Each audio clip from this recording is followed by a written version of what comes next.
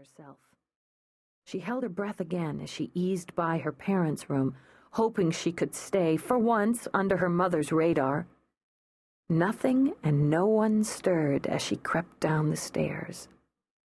But even when she got downstairs, she was mouse quiet. She still had to get by Inga, their housekeeper, who had rooms right off the kitchen, right off the target. Inga was mostly okay, but she'd never let her get away with an orange fizzy in the middle of the night. Rules is rules.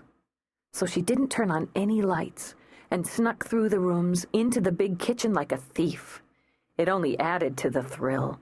No orange fizzy would ever taste as frigid as this one, she thought.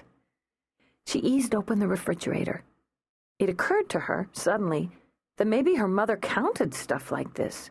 Maybe she kept a kind of tally of soft drinks and snack food. But she was past the point of no return. If she had to pay a price for the prize, she'd worry about paying it later. With the goal in hand, she shuffled to the far end of the kitchen, where she could keep an eye on the door to Inga's rooms, and duck behind the island counter if she had to. In the shadows, she broke the seal on the tube, took the first forbidden sip. It pleased her so much, she slipped onto the bench in what her mother called the breakfast area and prepared to enjoy every drop. She was just settling in when she heard a noise and dived down to lie on the bench. From beneath it, she saw a movement and thought, busted. But the shadow slipped along the far counter to the door of Inga's room and inside. A man. Nixie had to slap a hand on her mouth to stifle a giggle. Inga had a boogie buddy, and she was so old, had to be at least 40. It looked like Mr. and Mrs. Dyson weren't the only ones having sex tonight. Unable to resist, she left the orange fizzy on the bench and slid out. She just had to look, just had to see. So she crept over to the open door, eased inside Inga's little parlor, and toward the open bedroom door. She squatted down on all fours, poked her head into the opening.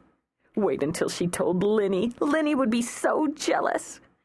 With her hand over her mouth again, her eyes bright with laughter, Nixie scooted, angled her head, and saw the man slit Inga's throat. She saw the blood, a wild gush of it, heard a horrible gurgling grunt. Eyes glazed now, she reared back, her breath hissing and hitching into her palm. Unable to move, she sat, her back pressed to the wall and her heart booming inside her chest. He came out, walked right by her and out the open door. Tears spilled out of her eyes, down her spread fingers. Every part of her shook as she crawled over, using a chair as a shield, and reached up to the table for Inga's pocket link. She hissed for emergency. "He's killed her! He's killed her! You have to come!"